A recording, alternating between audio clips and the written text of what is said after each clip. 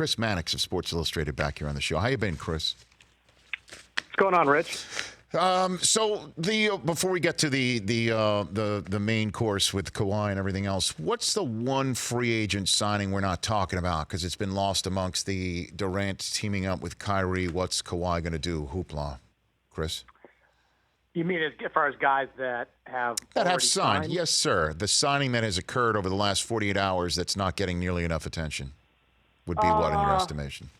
I mean, there's some that are getting the right amount of attention. I mean, what Utah's done, not just in the last 48 hours, but the last few days and I think week plus, I mean, they've really fortified themselves as a legit conference contender. I mean, if you looked at the one thing that was missing from that team last year, it was kind of floor spacing around Donovan Mitchell, because in year two, everyone kind of, figured out how to defend the Jazz, and they needed more scoring. And they got it with Mike Conley, who had a great bounce-back season last year.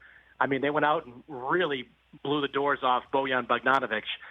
He was, they gave him a huge offer to sign there. And now they have the makings of a really competitive team in the Western Conference, one that, as we speak right now, I think you'd have to rank immediately amongst the favorites in the conference. What are the Warriors doing? What's happening with Russell, the acquisition of him, their plans for him, and their plans moving forward here in the post-Durant world? Well, I think it's twofold with DAngelo Russell. I mean, first, they need bodies out there. I mean, they need somebody to play minutes out there. I mean, the injuries and the losses that they've incurred in free agency and trades have left them kind of with a skeleton crew. And Russell's a guy that's used to playing, 30, 35, maybe even 40 minutes a night. So they need somebody that can play, really, until Klay Thompson is healthy, and then kind of see what happens the rest of this year. As far as long term, I don't know that they've entirely committed themselves to a Russell, Curry, Thompson, three-headed monster in their backcourt and small forward position. I think there's some serious issues with that type of team. I mean, it's very, very small, and I'm not sure how you defend at a high enough level at those positions. But, Russell's very tradable. I mean, he's a guy that's proven himself as an all-star point guard. If you go into year two, you're only going to have 3 years left in his contract. And if you decide to trade him next summer, it's one of the weaker free agent classes that we've seen in a while, with really only Draymond Green lurking out there as a top guy. You can get something back in return. So I get it with the Warriors on acquiring DAngelo Russell. So good for 2019-20. Looking over the steering wheel, he is a commodity to be flipped. Who would be interested in him, even right now? Just to say you get a whole bunch of players back for him, and you can get the bodies that you're acquiring for Golden State right now, Chris. Well, Minnesota would. And the Timberwolves, I'm not exactly sure what went down out there, but the Timberwolves are pretty shell-shocked in the aftermath of the Russell deal. They thought they had something worked out with DAngelo Russell that was going to, move some pieces around for them and put him in that mix alongside Karl Anthony Towns as kind of their two-headed monster moving forward. And that's a team that, as they move forward and depending on what happens to them, that's someone that could be very interested down the line with DAngelo Russell. We've got Chris Mannix on the horn right here from Sports Illustrated, and you do a ton of work in the Boston area relating with the Celtics. What is the Danny Ainge plan here now? It's a Kemba Walker, no Kyrie, no more Horford world. What does this team look like? Well, I think they salvaged the offseason as best they could. I mean, they missed on Anthony Davis. Kyrie left. The Al Horford one stings, I think, more than the other two, because I don't think they view the other two as being as likely to happen as Al Horford being back. And having him go to a division rival, a conference rival, makes that cut doubly deep with Al Horford. But getting Kemba Walker, I think overall, when you factor in the locker room stuff, is going to be an upgrade over Kyrie Irving. I think Kemba has at least a couple, maybe three more really high-level years left in him. So now what they've got to focus on is going out and fortifying that front court. I mean, Enes Kanter is nice, but he doesn't defend anybody, and defensive strength was one of their strengths last year. They just signed a kid, I guess, from France. I don't know too much about him, but I wouldn't put too much stock in somebody brought in from overseas on a short-term deal.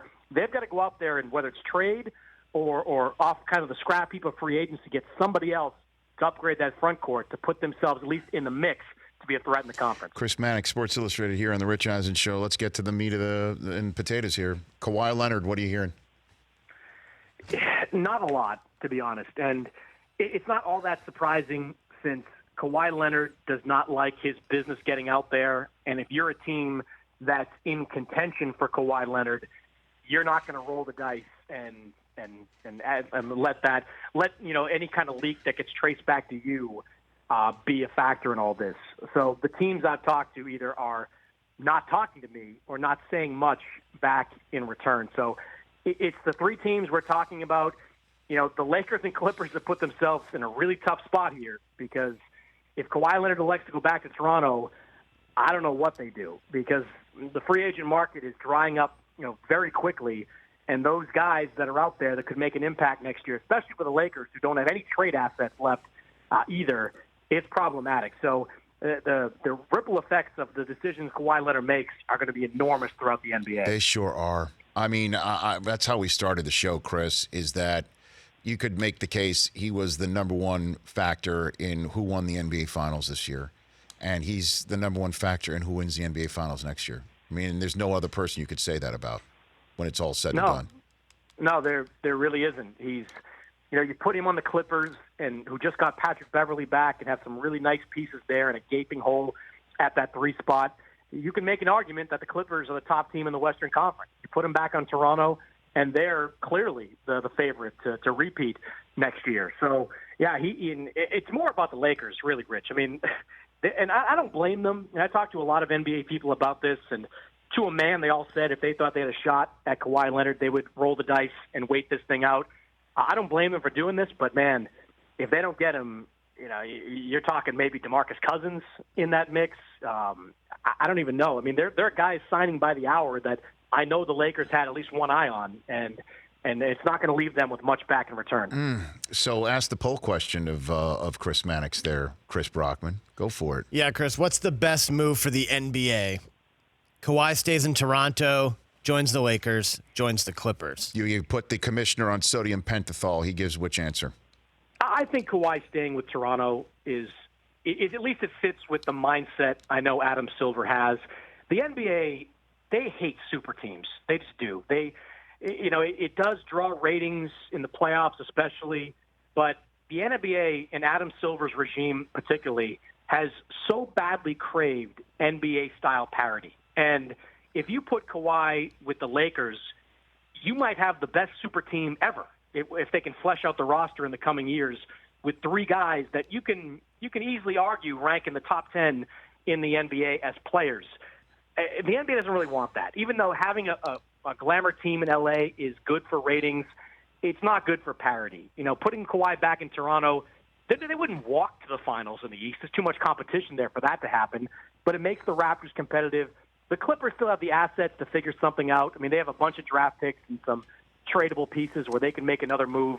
I just think, if Kawhi goes back to the Raptors, next season begins with 8 teams that probably think they have a realistic chance of winning a championship. And that's exactly what Adam Silver's always wanted. Yeah, I mean, I agree with you. I think so many fans would be upset if Kawhi created the super team that you're talking about. I really do, especially since we have made it through, what would you say, about a 10-year stretch of the super team era, from the Heat, what they did, to what the Warriors did with Durant to supplant the one time that they lost to LeBron with Love and Kyrie.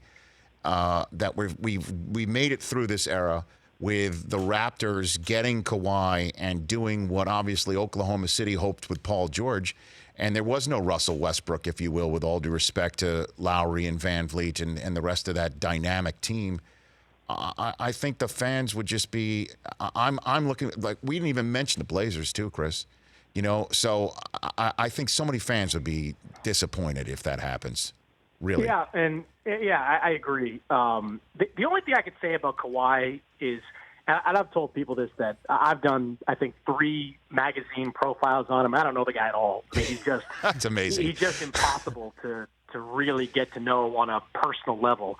But if he went to the Lakers, it would be against pretty much everything I know about him. And what I do know is that Kawhi believes that when he steps on the floor, he believes he's the best player.